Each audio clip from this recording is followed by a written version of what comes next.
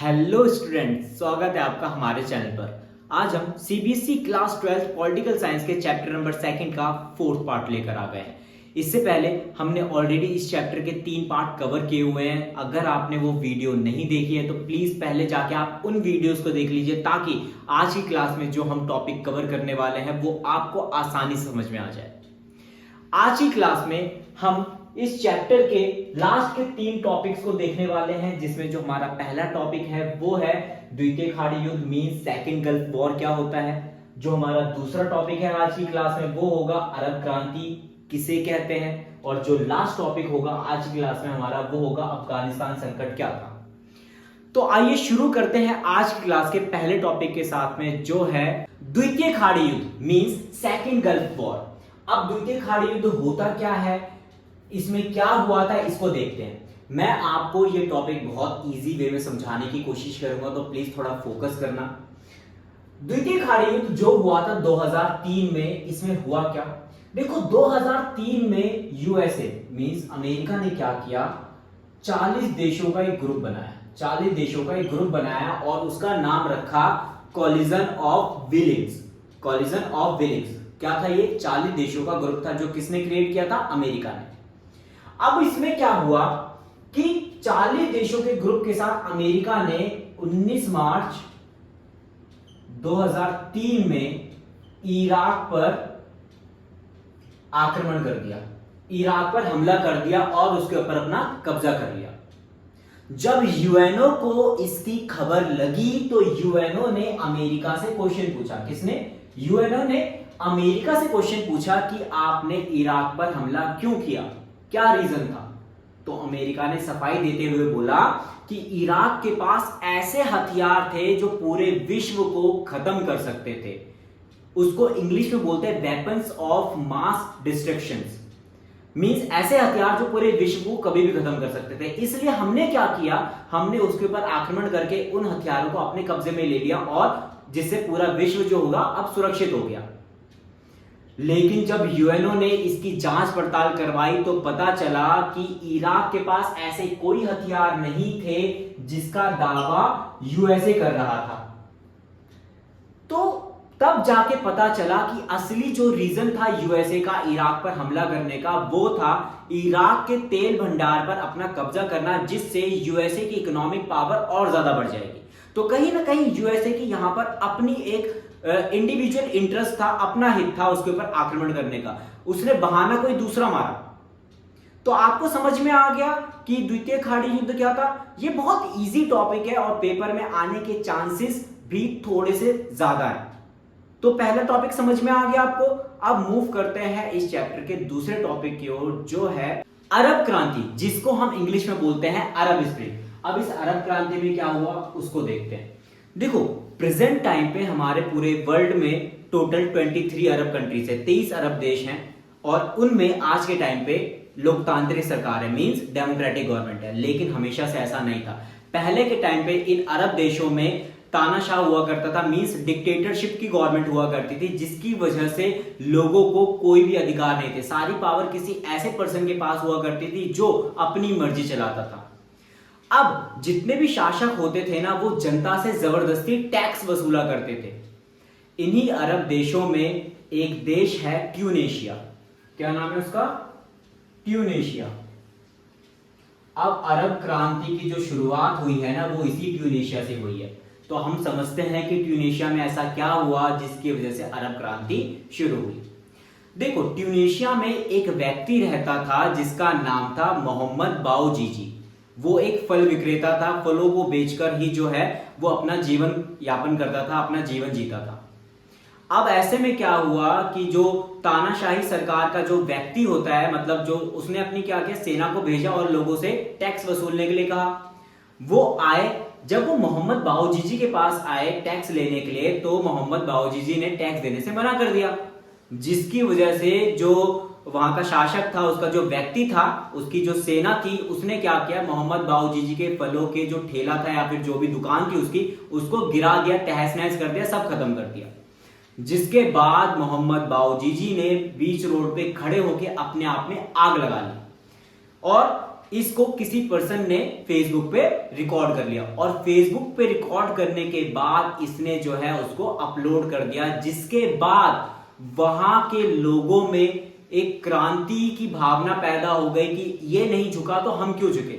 फिर लोगों ने जो है विरोध करना शुरू कर दिया। धीरे धीरे ये जो फेसबुक पर वीडियो हुई वो वायरल होनी शुरू हो गई और अब दूसरी अरब देश जैसे लीबिया, मिस्र, लेबनान, ये कंट्रीज भी इनमें शामिल होनी शुरू हो गई और धीरे धीरे देखते देखते ये जो क्रांति थी, ये जो आंदोलन था, वो एक अरब देश से दूसरे अरब देशों में फैलने लग गया। और इनका उद्देश्य क्या था? इनका उद्देश्य था कि ये जो डिक्टेटरशिप की गवर्नमेंट है, ये जो तानाशाही सरकार है, इनको हटाकर एक लोकतांत्रिक सरकार की स्थापना की जाए।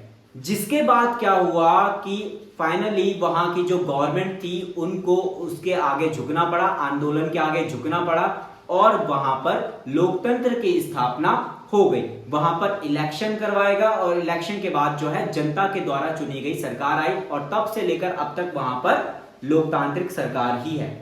तो अरब क्रांति क्या थी वो समझ में आ गया आपको। अरब क्रांति की ये जो घटना है वो 2009 में घटित हुई थी। तो कई बार कंफ्यूजन हो जाती है क्योंकि एग्जाम में आपसे पूछा जाता है जबकि अरब क्रांति की घटना कब घटी, तो उसमें 2009 भी ऑप्शन रहता है और 2010 भी रहता है। कई बार बच्चे जो है 2010 लिख के आ जाते हैं, कई बार बच्चे 2009 लिख के आ जाते हैं। तो पेपर में आपको 2009 ही लिखना है, इस बात का ध्यान रखना। ठीक है, तो आपको समझ में आ गया अरब क्रांति क्या थी। अब हम इस चैप्टर के नेक्स्ट टॉपिक की तरफ मूव करते हैं जो है अफगानिस्तान संकट। इंग्लिश में इसको बोलते हैं अफगानिस्तान क्राइसिस, जो हुआ था 1979 में। तो आइए देखते हैं डिटेल में कि अफगानिस्तान संकट क्या था। देखो, अफगानिस्तान जो है एक देश है और ऑलमोस्ट सभी स्टूडेंट्स को इसके बारे में पता होगा। 1979 के टाइम पे जो अफगानिस्तान था उसका प्रेसिडेंट, उसका राष्ट्रपति जो था वो था नजीबुल्लाह। ठीक है, उसी वक्त यहां पर एक कम्युनिटी भी थी, एक टेररिस्ट कम्युनिटी बोल सकते हो, जिसका नाम था मुजाहिदीन। अब मुजाहिदीन का सिर्फ एक ही मकसद था कि वो किसी भी तरीके से वहां के जो राष्ट्रपति है नजीबुल्लाह उसको हटाए और अफगानिस्तान पर अपना कब्जा कर ले, अफगानिस्तान को अपने कंट्रोल में ले ले। इतना समझ में आ गया। अब बात इतनी सीधी लग नहीं रही है, क्यों? देखो, अब यहां पर तुम देखोगे यूएसए और यूएसएसआर का कैसे इंटरफेयर होता है। मुजाहिदीन जो चाहता था कि नजीबुल्लाह को हटा के अपना कब्जा कर ले अफगानिस्तान में, इसको सपोर्ट करने के लिए आ गया यूएसए।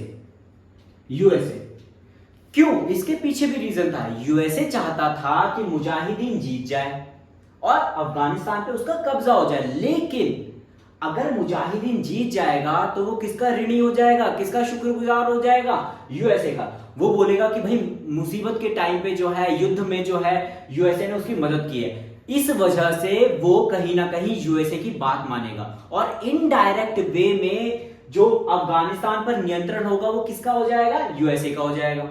अब ये चीज कौन देख रहा था? ये चीज यूएसएसआर देख रहा था। यूएसएसआर को, सोवियत संघ को ये चीज समझ में आ चुकी थी कि यूएसए जो है कहीं ना कहीं चाल चल रहा है। इसको देखते हुए यूएसएसआर ने क्या किया? नजीबुल्लाह को सपोर्ट करना शुरू कर दिया। ठीक है, नजीबुल्लाह को सपोर्ट करना शुरू कर दिया। क्यों?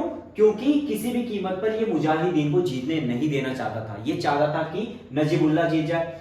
अगर नजीबुल्लाह जीत जाता तो वो इसका ऋणी हो जाता और कहीं ना कहीं अगर वो इसका ऋणी हो जाता तो नजीबुल्लाह के माध्यम से अफगानिस्तान पर किसका कंट्रोल हो जाता? यूएसएसआर का कंट्रोल हो जाता।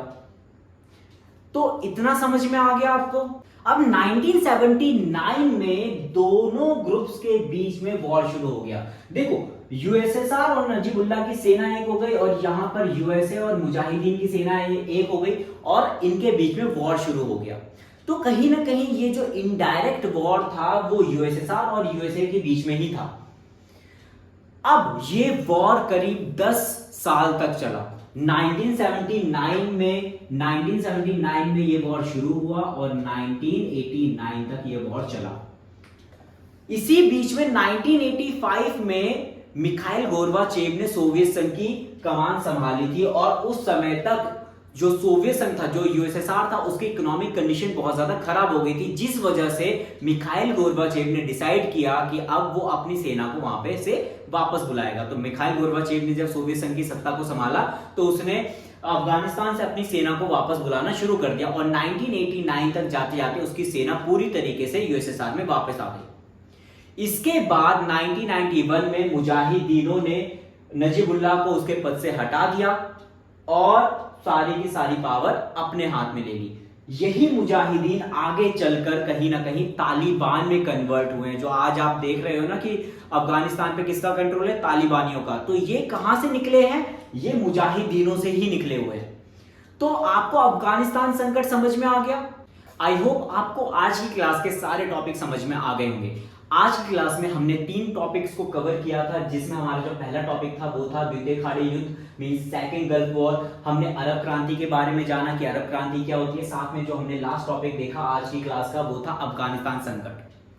इसी टॉपिक के साथ में हमारा ये जो चैप्टर है वो फिनिश होता है। आपको इस चैप्टर से रिलेटेड अगर नोट्स चाहिए तो आप हमें इंस्टाग्राम पर डीएम कर सकते हैं। इंस्टाग्राम की लिंक आपको डिस्क्रिप्शन में मिल जाएगी। और आप हमें कमेंट करके ये जरूर बता दीजिए कि आपको 1 मार्क के क्वेश्चंस अगर चाहिए इस चैप्टर के, तो भी हमें बता दीजिए, हम जो है प्रिपेयर करके आपको प्रोवाइड कर देंगे। बाकी मिलते हैं नेक्स्ट वीडियो में एक नए चैप्टर के साथ में, तब तक बने रहिए हमारे साथ। Thank you.